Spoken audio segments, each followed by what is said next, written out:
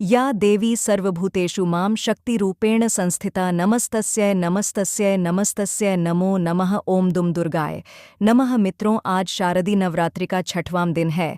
आज के इस वीडियो में हम दुर्गा सप्तशती के 9वें और 10वें अध्याय का पाठ करेंगे और नवरात्रि के 6वां दिन मां भगवती दुर्गा के 6वें स्वरूप मां स्कंद माता की पूजा आराधना की जाती है।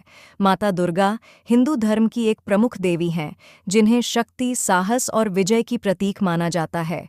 उनका मुख्य उद्देश्य बुराई पर अच्छाई की जीत दिलाना है। दुर्गा देवी को विभिन्न रूपों में पूजा जाता है, जैसे कि काली, कूष्मांडा और महागौरी। दुर्गा की पूजा विशेष रूप से नवरात्रि उत्सव के दौरान की जाती है, जब भक्त 9 दिन तक उपवास रखते हैं और देवी के विभिन्न रूपों की पूजा करते हैं। उन्हें अक्सर एक सिंह पर सवार दिखाया जाता है, जो उनके अद्वितीय बल और शक्ति को दर्शाता है।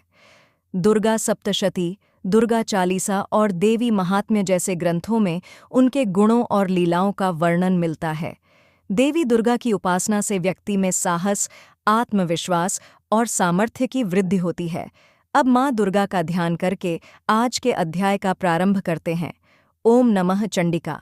माँ दुर्गा के चंडी रूप को हमारा नमन है। यह भगवान ब्रह्मा जी के द्वारा लिखा गया चंडी कवच है, जिसमें कुल 56 छंद हैं। चामुंडा देवता, दिग्बंध देवता, जगदम्बा माता इत्यादि का ध्यान करके हम इस दुर्गा सप्तशती के पाठ का प्रारंभ कर रहे हैं। मार्कंडेय पितामह ब्रह्मा जी से कह रहे हैं कि हे भगवान ब्रह्मा, जो इस विश्व में गोपनीय है वह रहस्यपूर्ण है तथा जो सभी की रक्षा करता है और हमें अधर्म से बचाता है, साथ ही जिसे आपने अभी तक किसी को दिखाया भी नहीं है, ऐसा कोई साधन या उपाय मुझे बताइए। मार्कंडेय जी के इस प्रश्न पर भगवान ब्रह्मा कहते हैं कि उस साधन का नाम तो देवी कवच ही है, जो इस विश्व में अत्यधिक गोपनीय है। वह देवी कवच सभी का कल्याण करने वाला, पवित्रता और पुण्य देने वाला है। आपको इसी का ही जाप करना चाहिए, इससे ही आपका उद्धार होगा। माँ दुर्गा की 9 मूर्तियाँ हैं। माँ दुर्गा का प्रथम स्वरूप है माँ शैलपुत्री, दूसरा स्वरूप है माँ ब्रह्मचारिणी। माँ दुर्गा का तीसरा स्वरूप है माँ चंद्रघंटा और चौथा स्वरूप है माँ कुष्मांडा। उनका 5वां रूप स्कंद माता का है और 6ठा रूप माँ का यानी है 7वां स्वरूप है माँ कालरात्रि का और 8वां स्वरूप माँ महागौरी के नाम से प्रसिद्ध है। माँ दुर्गा का 9वां रूप है माँ सिद्धिदात्री। यही नव दुर्गा के रूप है, जिसे भगवान ब्रह्मा के द्वारा वेदों के माध्यम से बताया गया है। जो मनुष्य अग्नि में जल रहा हो, सभी ओर से शत्रुओं से घिर गया हो, विपरीत परिस्थितियों का सामना कर रहा हो, और उस समय यदि वह माँ दुर्गा की शरण में जाता है तो उसका कभी भी बुरा नहीं हो सकता है। अर्थात माँ दुर्गा का ध्यान किए जाने पर माँ दुर्गा उसकी हर परिस्थिति में सहायता करती हैं। यदि युद्ध का समय हो और मनुष्य संकटों में घिरा हुआ हो, तो भी माँ दुर्गा के प्रभाव से उसका कुछ भी बुरा नहीं होता है। माँ दुर्गा उसके दुख, पीड़ा, भय इत्यादि का नाश कर देती हैं। जो भी भक्तगण माँ दुर्गा की भक्ति करता है, माँ दुर्गा अवश्य ही उन्हें अभय दान देती हैं। जो कोई भी देवी दुर्गा का ध्यान करता है, माँ दुर्गा उसकी हर प्रकार से रक्षा करती है और इस बात में कोई भी संशय नहीं है। चामुंडा माता का वाहन प्रेत है और वे उस पर सवारी करती हैं। वाराही माता का वाहन भैंसा है। ऐन्द्री माता का वाहन हाथी है, तो वही वैष्णवी माता का वाहन गरुण है। भगवान शिव की पत्नी व सभी की ईश्वरी माँ पार्वती का वाहन वृषभ है। कुमारी माता का वाहन मोर है। लक्ष्मी माता कमल के आसन पर विराजमान है और उन्होंने अपने हाथों में भी कमल लिया हुआ है। वे भगवान विष्णु को अत्यधिक प्रिय हैं। वृषभ पर बैठी हुई माँ पार्वती का रंग सफ़ेद है। भगवान ब्रह्मा की पत्नी माँ ब्राह्मी या माँ सरस्वती हंस पर बैठी हुई है और सभी प्रकार के आभूषण पहने हुए हैं। इस प्रकार से माता रानी अपने भिन्न भिन्न रूपों में सभी तरह के योग व शक्तियों को ली हुई हैं। उन्होंने कई प्रकार के आभूषण व रत्न पहने हुए हैं, जो उनकी शोभा को बढ़ा रहे हैं। माँ दुर्गा का एक रूप अत्यधिक क्रोध में रथ पर बैठा हुआ दिखाई देता है, जो दुष्टों का नाश करने के लिए है। वे अपने हाथ में शंख, सुदर्शन चक्र, गदा, हल, मूसल इत्यादि लिए हुए हैं। इसके अलावा उन्होंने अपने हाथों में खेक, तोमर, परशुपाश, त्रिशूल तथा उत्तम कोटि का धनुष भी लिया हुआ है। माँ दुर्गा दैत्यों, दुष्टों व राक्षसों का नाश कर देती हैं, भक्तों का कल्याण करती हैं तथा देवताओं का सदैव हित करती हैं। इसी उद्देश्य के तहत ही उन्होंने भिन्न भिन्न भांति के अस्त्र शस्त्र लिए हुए हैं। माँ दुर्गा के महारुद्र प्रलयंकारी पराक्रमी, महाशक्तिशाली, अत्यधिक उत्साही तथा भय का नाश कर देने वाले इस रूप को हम सभी नमस्कार करते हैं। माँ देवी के उस प्रलयंकारी रूप की ओर देखना भी बहुत मुश्किल है, जो शत्रुओं का भय बढ़ाने का कार्य करता है। पूर्व दिशा में इंद्री देवी, मेरी रक्षा कीजिए। आग्नेय दिशा में अग्नि देवी, मेरी रक्षा कीजिए। दक्षिण दिशा में वाराही माता, नृत्य कोण में खड़क धारिणी माँ, पश्चिम दिशा में वारुणी देवी और वाय कोण में मृगवाणी देवी, मेरी रक्षा कीजिए। उत्तर दिशा में माँ कुमारी, ईशान कोण में शूल धारिणी, आकाश से अर्थात ऊपर से माँ ब्रह्माणी तथा नीचे अर्थात पाताल लोक से माँ वैष्णवी, मेरी रक्षा कीजिए। राक्षसों के शवों को अपने वाहन के रूप में उपयोग में लाने वाली माँ चामुंडा देवी, आप 10 दिशाओं से मेरी रक्षा कीजिए। आगे से माँ जया तथा पीछे से माँ विजया, आप मेरी रक्षा कीजिए। माँ अजीता मेरे वाम भाग में और दक्षिण दिशा में। अपराजिता देवी, मेरी रक्षा करें। मेरे शिखा की रक्षा उज्योति देवी और माँ उमा मेरे सिर की रक्षा करें, अर्थात उसमें वास करें। आप मेरे ललाट की मालाधारी के रूप में और भौहों का यशस्विनी के रूप में संरक्षण करें। भौहों के बीच में त्रिनेत्र के रूप में और नाक की यमघंटा के रूप में रक्षा करें। दोनों आँखों के बीच में शंख माता के रूप में और कानों की द्वार वौशिनी के रूप में रक्षा करें। मेरे कपाल की कालिका के रूप में और कानों के मूल की शंकरी देवी रक्षा करें। नासिका की सुगंधा देवी और होठ के ऊपरी भाग की चर्चिका देवी रक्षा करें। होठ के निचले भाग की रक्षा अमृत कला देवी और जीभ की सरस्वती देवी रक्षा करें। मेरे दांतों की कुमारी देवी, कंठ की चंडिका देवी, घंटिया की चित्र घंटा देवी और तालू की महामाया देवी रक्षा करें। मेरी ठोड़ी की कामाक्षी देवी, वाणी की सर्वमंगला देवी, ग्रीवा की भद्रकाली तथा मेरुदंड की धनुर्धारी देवी रक्षा करें। बाहरी कंठ की नीलग्रीवा देवी, कंठ नलिका की नलकुबरी, कंधों की खड्ग देवी और भुजाओं की वज्रधारिणी देवी रक्षा करें। दोनों हाथों की दम देवी, अंगुलियों की जगदम्बिका माता, नाखूनों की शूले शबरी देवी और पेट की कुलेश्वरी देवी रक्षा करें। स्तनों की महादेवी, मन की शोक विनाशिनी देवी, हृदय की ललिता देवी और उदर की शूलधारिणी देवी रक्षा करें। नाभि की कामिनी देवी, गुहा की गुहेश्वरा देवी, लिंग की पूतना व कामिका देवी तथा गुदा की महिषवासिनी देवी रक्षा करें। कटिभाग की भगवती देवी, घुटनों की विंध्यवासिनी देवी, जांघों की महाबला देवी रक्षा करें और सभी कामनाओं को पूरा करें। मेरी घुटनों की नरसिंह देवी, पैरों के आगे भाग की तेजसी देवी, पैरों की उंगलियों की श्रीदवी और पैरों के तले की तलवासनी देवी रक्षा करें। पैरों के नाखूनों की दृष्टा कराली देवी, केशों की ऊर्ध्व केशनी देवी, रोम छिद्रों की कोभरी देवी तथा त्वचा की बागेश्वरी देवी रक्षा करें। माँ पार्वती देवी, मेरे रक्त मांस हड्डियों इत्यादि की रक्षा करें। आंतों की कालरात्रि देवी और पित्त की मुकुट शवरी देवी रक्षा करें। पद्म कोशों की माँ पद्मावती देवी, कफ की चूड़ामणि देवी, नाखूनों की धार की ज्वालामुखी देवी और शरीर की संधियों की अभेद्य देवी रक्षा करें। मेरे वीर्य की रक्षा माम ब्रह्माणी देवी, छाया की छत्र शवरी देवी तथा धर्मधारिणी देवी मेरे अहंकार व मन और बुद्धि की रक्षा करें। हे माँ दुर्गा, आप मेरे प्राणों व्यान उदान की समान रूप से रक्षा करें। वज्रहस्ता देवी, मेरे प्राणों की रक्षा करें और मेरा कल्याण करें। आप मेरी सभी इंद्रियों रस रूप गम शब्द व स्पर्श में बसती हैं। हे नारायणी देवी, आप मेरे सत्वगुण, रजगुण व तमोगुण की रक्षा करें। मेरे आयु की वाराही देवी वैष्णवी देवी, धर्म की यश व कीर्ति की लक्ष्मी देवी तथा धन व विद्या की चक्रण देवी रक्षा करें। इंद्रा देवी, मेरे गोत्र की चंडी देवी, मेरे पशुओं की महालक्ष्मी देवी, मेरे पुत्रों की और भैरवी देवी मेरी पत्नी की रक्षा करें। मेरे पथ की सुप देवी और उस मार्ग की छेम कर्री देवी, राजा के दरबार में महालक्ष्मी देवी तथा सभी जगह निवास करने वाली विजया देवी मेरे भय की रक्षा करें। हे माँ दुर्गा, जो भी स्थान या अंग इस देवी कवच में रह गया है और वह अभी भी रक्षा करने योग्य है, तो आप उसकी भी रक्षा कीजिए। आप मेरे पापों का नाश करके मेरा उद्धार कीजिए। माँ दुर्गा की आज्ञा के बिना कोई भी व्यक्ति इस विश्व में एक कदम भी आगे नहीं बढ़ सकता है। हम यदि कहीं भी जा रहे हैं तो हमें अवश्य ही इस देवी कवच का पाठ करना चाहिए और उसके बाद ही प्रस्थान करना चाहिए। इस दुर्गा रक्षा कवच के पाठ से हमें हर जगह लाभ व सफलता मिलती है और हमारे सभी काम बन जाते हैं। हम जब भी माँ दुर्गा का ध्यान करते हैं वैसे ही हमारे सभी काम बनते चले जाते हैं। उस व्यक्ति को इस पृथ्वी पर बिना किसी तुलना के परम यश और वैभव प्राप्त होता है। जो भी भक्तगण इस देवी रक्षा कवच का पाठ करता है उसका भय समाप्त हो जाता है, युद्ध में उसकी विजय होती है तथा वह तीनों लोकों में पूजनीय हो जाता है। देवी माता का यह रक्षा कवच देवताओं तक के लिए बहुत दुर्लभ है। जो व्यक्ति इस देवी कवच का तीनों समय श्रद्धा भाव के साथ पाठ करता है उसे देवी माता की कृपा से तीनों लोक में विजय मिलती है। वह अकाल मृत्यु के भय से दूर होता है तथा 100 वर्षों से भी अधिक समय तक जीवित रहता है। इस दुर्गा कवच के पाठ से व्यक्ति के शरीर में होने वाले हर तरह के रोग समाप्त हो जाते हैं। उसके शरीर में बनने वाला विष भी समाप्त हो जाता है तथा कोई रोग उसका कुछ भी बिगाड़ नहीं सकता है।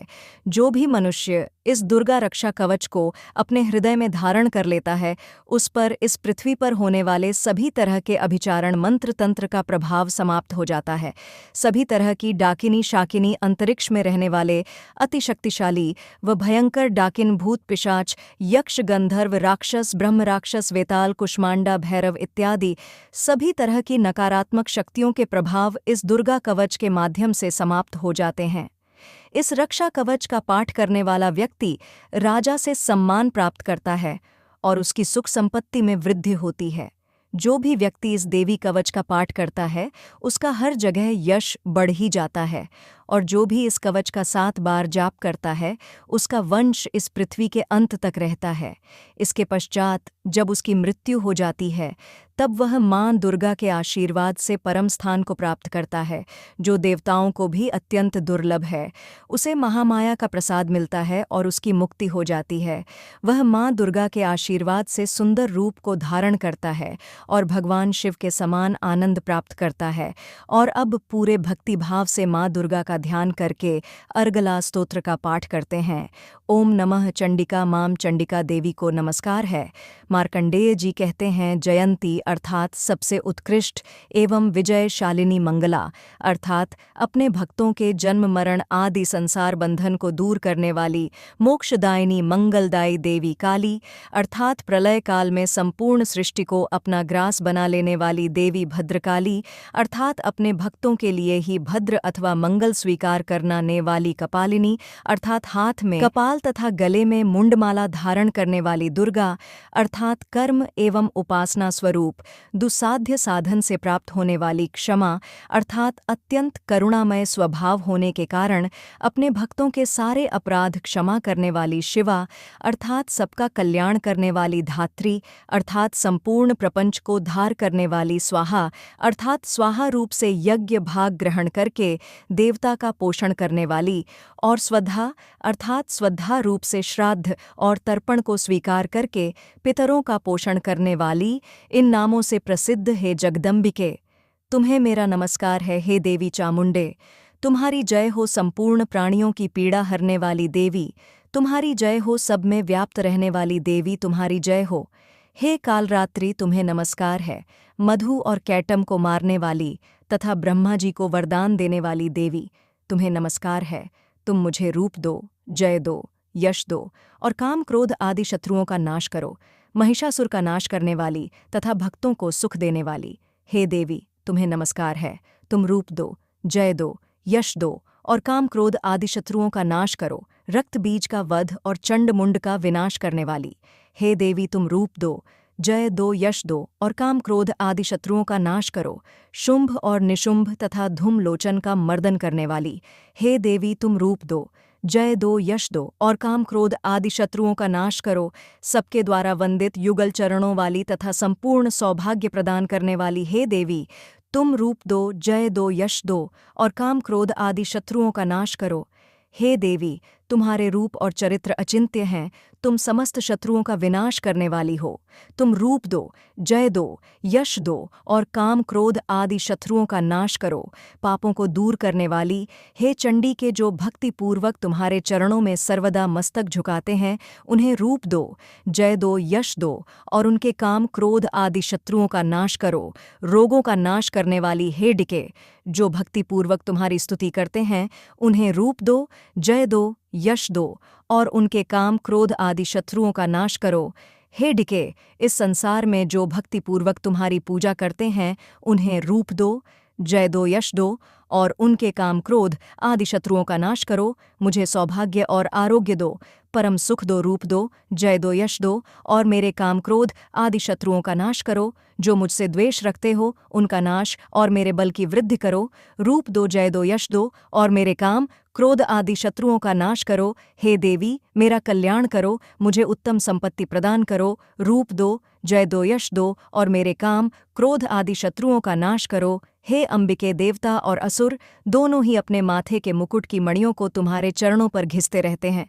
तुम रूप दो, जय दो, यश दो और काम क्रोध आदि शत्रुओं का नाश करो। तुम अपने भक्त जनों को विद्वान, यशस्वी और लक्ष्मी वारापू का नाश करो। प्रचंड दैत्यों के दर्प का दलन करने वाली, हे चंडी के मुँह, शरणागत को रूप दो, जय दो, यश दो और मेरे काम क्रोध आदि का नाश करो। चतुर्मुख ब्रह्मा जी के द्वारा प्रशंसनीय परमेश्वरी, तुम रूप दो, जय दो, यश दो और काम क्रोध आदि शत्रुओं का नाश करो। हे देवी अंबिके, भगवान विष्णु नित्य निरंतर भक्तिपूर्वक तुम्हारी स्तुति करते रहते हैं।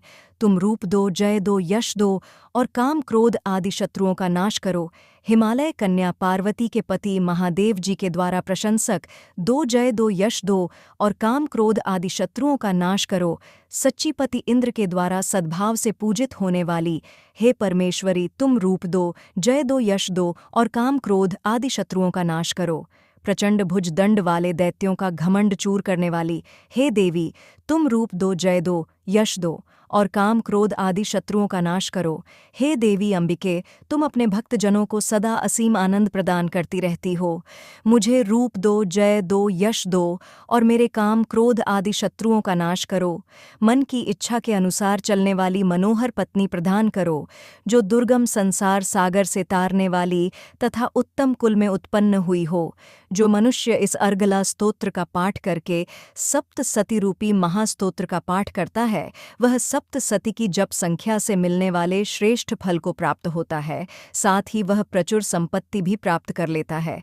किलक स्तोत्र तो सबसे पहले भगवत दुर्गा का ध्यान कीजिए, उसके बाद इस पावन और परम कल्याणकारी स्तोत्र का पाठ करते हैं। ओम नमः चंडिका मार्कंडेय आर्षि जी कहते हैं, चंडिका देवी को नमस्कार है। विशुद्ध ज्ञान ही जिनका शरीर है, तीनों वेद ही जिनके तीनों दिव्य नेत्र हैं और जो कल्याण प्राप्ति के हेतु हैं तथा अपने मस्तक पर अर्धचंद्र का मुकुट धारण करते हैं, उन भगवान शिव को नमस्कार है। मंत्रों का जो अभिल है, अर्थात मंत्रों की सिद्धि में विघ्न उपस्थित करने वाले शाप रूपी कीलक का जो निवारण करने वाला है, उस सप्तशती स्तोत्र को संपूर्ण रूप से जानना चाहिए और जानकर उसकी उपासना करनी चाहिए। यद्यपि सप्तसती के अतिरिक्त अन्य मंत्रों के जप में भी जो निरंतर लगा रहता है, वह भी कल्याण का भागी होता है। उसके भी उच्चाटन आदि कर्म सिद्ध होते हैं तथा उसे भी समस्त दुर्लभ वस्तुओं की प्राप्ति हो जाती है। तथापि जो अन्य मंत्रों का जप न करके केवल इस सप्तसती नामक स्तोत्र से ही देवी की स्तुति करते हैं, उन्हें स्तुति मात्र से ही सच्चिदानंद स्वरूपिणी देवी सिद्ध हो जाती हैं। उन्हें अपने कार्य की सिद्धि के लिए मंत्र, औषधि तथा अन्य किसी साधन के उपयोग की आवश्यकता नहीं रहती। बिना जप के ही उनके उच्चाटन आदि समस्त अभिचार कर्म सिद्ध हो जाते हैं। इतना ही नहीं, उनकी संपूर्ण अभिष्ट चिंतन अथवा सप्तसती को छोड़कर अन्य मंत्रों की उपासना से भी समान रूप से सब कार्य सिद्ध होते हैं। तब इनमें श्रेष्ठ कौन सा साधन है? लोगों की इस शंका को सामने रखकर भगवान शंकर ने अपने पास आए हुए जिज्ञासु को समझाया कि यह सप्तशती नामक संपूर्ण स्तोत्र ही सर्वश्रेष्ठ एवं कल्याणमयी चंडिका के सप्तशती नामक स्तोत्र को महादेव जी ने गुप्त कर दिया। सप्तसती के पाठ से जो पुण्य प्राप्त होता है उसकी कभी समाप्ति नहीं होती, परंतु अन्य मंत्रों के जप से उत्पन्न पुण्य की समाप्ति हो जाती है। अतः भगवान शिव ने अन्य मंत्रों की अपेक्षा जो सप्तशती की ही श्रेष्ठता का निर्णय किया, उसे यथार्थ ही जानना चाहिए। अन्य मंत्रों का जप करने वाला पुरुष भी यदि सप्तशती के स्तोत्र और जप का अनुष्ठान कर ले, तो वह भी पूर्ण रूप से ही कल्याण का भागी होता है। इसमें तनिक भी संदेह नहीं है। जो साधक कृष्ण पक्ष की चतुर्दशी अथवा अष्टमी को एकाग्रचित होकर भगवती की सेवा में अपना सर्वस्व समर्पित कर देता है और फिर उसे प्रसाद रूप से ग्रहण करता है, उसी पर भगवती प्रसन्न होती हैं, अन्यथा उनकी प्रसन्नता नहीं प्राप्त होती। इस प्रकार सिद्ध के प्रतिबंधक रूप कील के द्वारा महादेव जी ने इस स्तोत्र को कलित कर रखा है, जो पूर्वोसिटी होता है और वही गंधर्व भी होता है। सर्वत्र विचर रहने पर भी इस संसार में उसे कहीं भी भय नहीं होता। वह अब मृत्यु के वश में नहीं पड़ता तथा देह त्यागने के बाद वह मोक्ष प्राप्त कर लेता है। अतः कीलन को जानकर उसका परिहार करके ही सप्तशती का पाठ आरंभ करें। जो ऐसा नहीं करता उसका नाश हो जाता है। इसीलिए किलक और निष्कल का ज्ञान प्राप्त करने पर ही यह स्तोत्र निर्दोष होता है और विद्वान पुरुष इस निर्दोष स्तोत्र का ही पाठ आरंभ करते हैं। स्त्रियों में जो कुछ भी सौभाग्य आदि दृष्टिगोचर होता है, वह सब देवी के प्रसाद रूप का ही फल है। अतः इस कल्याण में स्तोत्र का सदा जाप करना चाहिए। इस स्तोत्र का मंद स्वर से पाठ करने पर स्वल्प फल की प्राप्ति होती है और उच्च स्वर से पाठ करने पर पूर्ण फल की सिद्धि होती है। अतः उच्च स्वर से ही इसका पाठ आरंभ करना चाहिए, जिनके प्रसाद से ऐश्वर्य, सौभाग्य, आरोग्य, संपत्ति, शत्रुनाश तथा परम मोक्ष की भी सिद्धि होती है। उस कल्याणमयी जगदम्बा की स्तुति मनुष्य क्यों नहीं करते? या देवी सर्वभूतेषु मां शक्तिरूपेण संस्थिता नमस्तस्यै नमस्तस्यै नमस्तस्यै नमो नमः। ओम दुम दुर्गाय नमः। जय माता रानी। दोस्तों, आपके अपने चैनल धर्म साधना में आपका बहुत बहुत स्वागत है। माँ भगवती दुर्गा की कृपा आप और आपके पूरे परिवार पर सदा सर्वदा बनी रहे। दोस्तों, आज शारद नवरात्रि का 5वां दिन है और आज दुर्गा सप्तशती के 9वें और 10वें अध्याय का पाठ करेंगे। और नवरात्रि के 5वें दिन मां भगवती दुर्गा के 5वें स्वरूप मां स्कंद माता की पूजा आराधना की जाती है और मां स्कंद माता की पूजा से समस्त प्रकार की कामनाएं भी पूर्ण होती हैं। विशेषकर जिनको संतान प्राप्ति की कामना है, ऐसे दंपतियों को नवरात्रि के 5वें दिन मां स्कंद माता की विधि विधान से पूजा आराधना करनी चाहिए और कुछ विशेष उपाय भी जरूर करने चाहिए। तो मां स्कंद माता की पूजा की संपूर्ण विधि और उपाय की वीडियो चैनल पर अपलोड है, आप चाहे तो उसे देख सकते हैं। और अब मन में मां भगवती दुर्गा का ध्यान करते हुए ओम नमः चंडिका इस मंत्र का उच्चारण कीजिए और पूरे भक्ति भाव से पहले 9वें अध्याय का पाठ करेंगे और उसके बाद 10वें अध्याय का पाठ करेंगे। और दुर्गा सप्तशती के 9वें अध्याय में निशुंभ के वध का वर्णन किया गया है। ओम नमः चंडिका। राजा ने कहा, हे भगवन, आपने रक्त बीज के वध से संबंध रखने वाले देवी चरित्र का यह अद्भुत महात्मा मुझे बतलाया। अब रक्त बीज के मारे जाने पर अत्यंत क्रोध में भरे हुए शुंभ और निशुंभ ने जो कर्म किया, उसे मैं सुनना चाहता हूँ। आर्षि कहते हैं, हे राजन, युद्ध में रक्त बीज तथा अन्य दैत्यों के मारे जाने पर शुंभ और निशुंभ के क्रोध की सीमा न रही।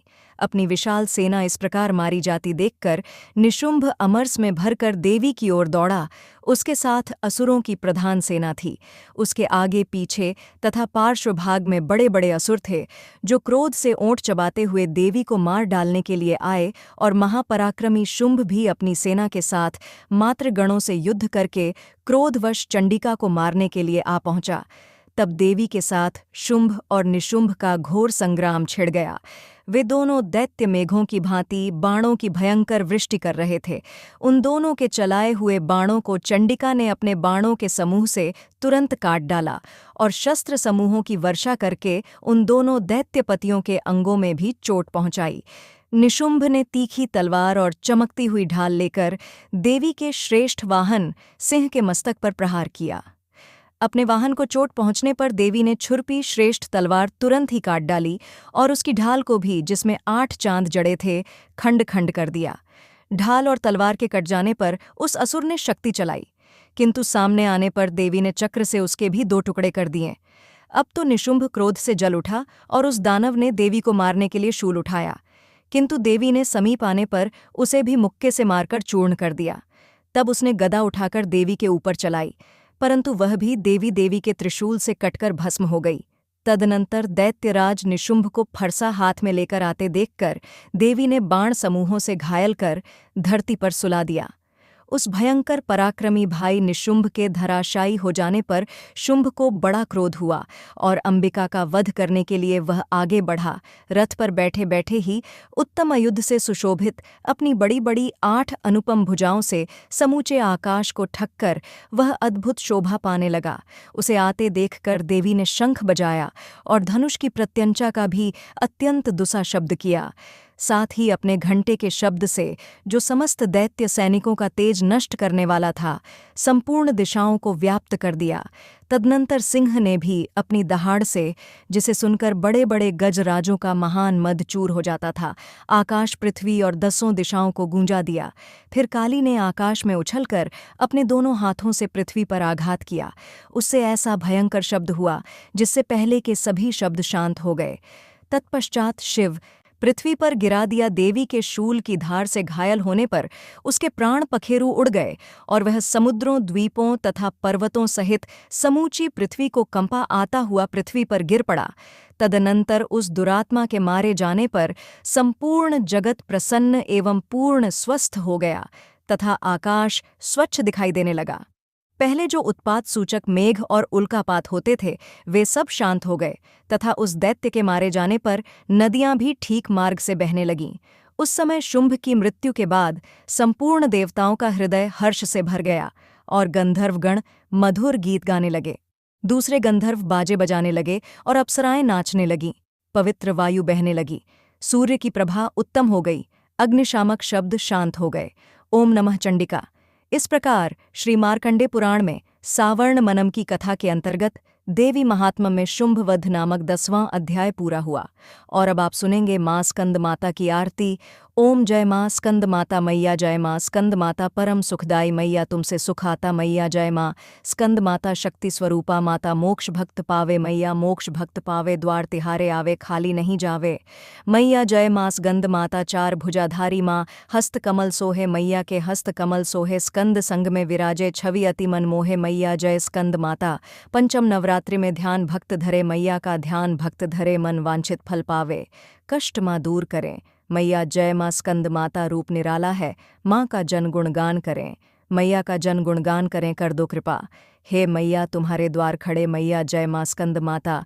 विपदा हरती हो मैया, जो मन से ध्यान करे, जो मन से ध्यान करे, साधक नित हर्षाए, जय जय माँ की करें मैया, जय माँ स्कंद माता। शिव योगी की श, तुमको ही जग जाने मैया, तुमको ही जग जाने, कार्तिकेय करे वंदन मैया, ये जग माने मैया, जय माँ स्कंद माता। तुम्हारी कृपा से धर्म हर पल ही जीते मैया, हर पल धर्म ही जीते, तुम्हारी इच्छा से हम सब भक्ति रस पीते मैया, जय मान स्कंद माता। स्कंद माता की आरती।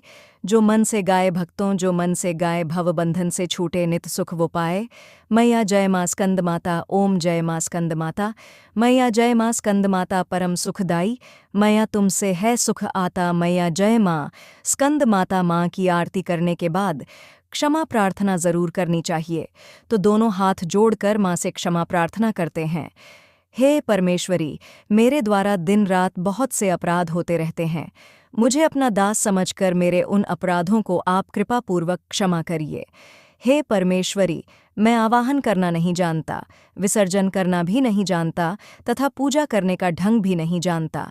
हे माँ, मुझे क्षमा करिए।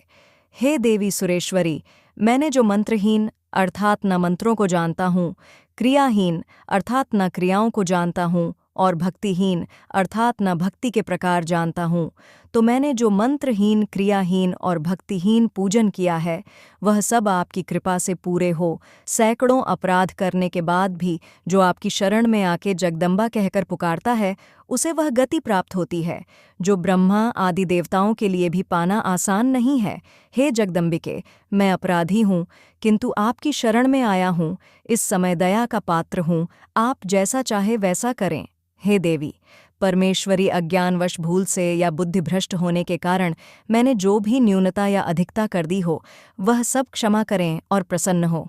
हे सच्चिदानंद स्वरूपा परमेश्वरी जगन्माता कामेश्वरी, आप प्रेम पूर्वक पूख मेरी यह पूजा स्वीकार करें और मुझ पर प्रसन्न रहे। हे देवी सुरेश्वरी, आप गोपनीय से भी गोपनीय वस्तु की रक्षा करने वाली हैं। मेरे निवेदन किए हुए इस जप को ग्रहण करिए, आपकी कृपा से मुझे सिद्धि की प्राप्ति हो। इस प्रकार क्षमा प्रार्थना मंत्र के पाठ से दुर्गा माता आपके जाने अनजाने में हुए सारे अपराधों को क्षमा करेंगी और उनकी कृपा सदैव आपके ऊपर बनी रहेगी। तो दोस्तों, यह है आज की वीडियो। उम्मीद करती हूँ आपके लिए उपयोगी होगी। अगर वीडियो पसंद आई हो तो लाइक कीजिए, शेयर भी ज़रूर कीजिए। और अगर आप चैनल पर पहली बार आए हैं, अभी तक आपने चैनल को सब्सक्राइब नहीं किया है, तो आज की वीडियो अगर आपको अच्छी लगे तो चैनल को सब्सक्राइब करके बेल आइकन को ज़रूर प्रेस कर लीजिए। आप सभी का वीडियो को यहाँ तक देखने के लिए दिल से धन्यवाद।